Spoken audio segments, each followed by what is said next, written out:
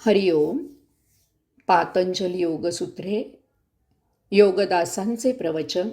सूत्र क्रमांक 38. स्वप्न निद्रा ज्ञान आलंबनम वा. स्वप्न निद्रा यामुळे प्राप्त झालेल्या ज्ञानाने चित्त स्थिर होते. सूत्र क्रमांक 1 मध्ये योगाधिराज पातंजलींनी निद्रा ही वृत्ती असून तिचा निरोध करायला सांगितलं आहे.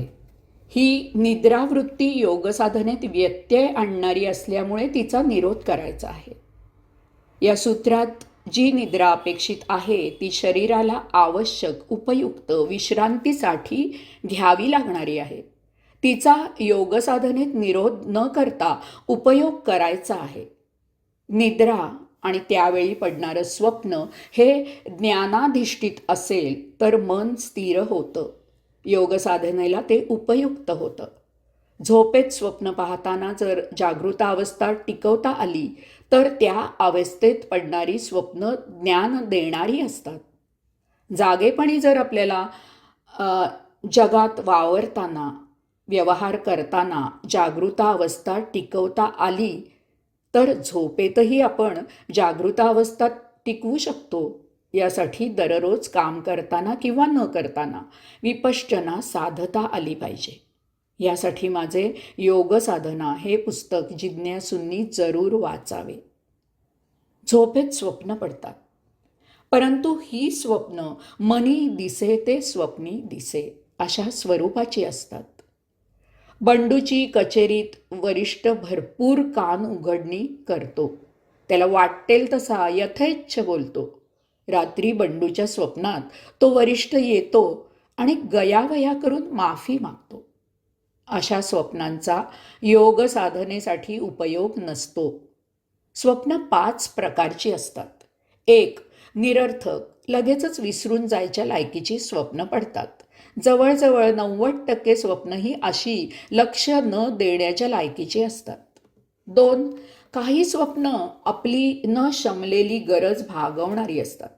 समजा आपल्याला गोड खायला बंदी आहे, परंतु गोड खायची इच्छा मात्र तीव्र आहे. अशा वेळी आपण मनात गोड खाण्याविषयी कुढत असतो, बेचैन असतो. एखाद्या रात्री स्वप्न पडतं की आपण पंचपाक्वान्ने यथेच्छ खात आहोत. या स्वप्नाचा उपयोग होतो.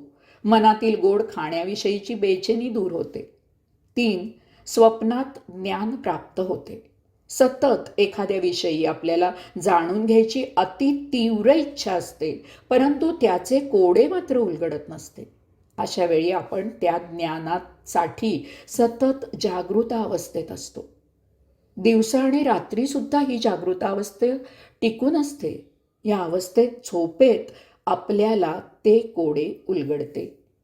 काही वेळा भूतकाळातील गतस्मृतीबद्दल स्वप्न पडते. याचा उपयोग सहसा नसतो. नसत्या स्मृती चाळवून आपल्याला ताप होतो, परंतु काही वेळेला याचा उपयोगही होतो. 5. काही वेळा स्वप्न पडते, आपल्याला काहीही बोध होत नाही, परंतु नंतर केव्हा तरी पुढे अशी काही घटना घडते की ती आपण याआधीच स्वप्नात पाहिलेली असते किंवा निदान तिची चाहूल आपल्याला स्वप्नात लागलेली असते. स्वप्न निद्रा संपूर्ण ज्ञानावर अधिष्ठित असेल, त्यापासून ज्ञानप्राप्ती होत असेल तर अशा स्वप्ननिद्रेचा उपयोग योग साधनेसाठी करावा. कार्य करताना आपलं मन तिथेही सतत हजर असतं. एक काम करताना एका बाजूला असंख्य विचार मनात येत असतात. मन शांत राहू शकत नाही. परंतु स्वप्नात निद्रा अवस्थेत आपले मनही विश्रांती घेत असते. स्वप्न पडताना पाहताना मनाचा अडथळा नसतो. प्रत्येकाने आठवून पहा. स्वप्न नेहमी सलग इतर विचार न येता आणि करता इतर विचार न करता पाहिल्याचंच स्मरेल याचा अर्थ स्वप्नात स्मृती पूर्णपणे कार्यरत असते. म्हणजे स्वप्नात मन निरोधावस्थेत असतं आणि स्मृती पूर्णपणे कार्य करत असते. प्रगाढ निद्रेत स्वप्न पडत नाहीत, परंतु निद्रेत आत्ताच विवेचन केल्याप्रमाणे मन निरोधावस्थेत असतं आणि स्मृती पूर्णपणे कार्य करत असते. अशा या निद्रेचा उपयोग योग साधनेसाठी, ज्ञानप्राप्तीसाठी होतो. अनेकांना या निद्रेतील ज्ञानप्राप्तीचा अनुभव येत असतो. निद्रेत प्रेरणा मिळते. एखादं गणित सुटत नसतं, झोपेत ते सुटतं. मी बुद्धिबळ खूप खेळत असे. दिवसा न सुटलेले डाव मला झोपेत कित्येक वेळेला सुटलेले आहेत. काही ओंकार साधना मला निद्रावस्थेत सुचलेल्या आहेत.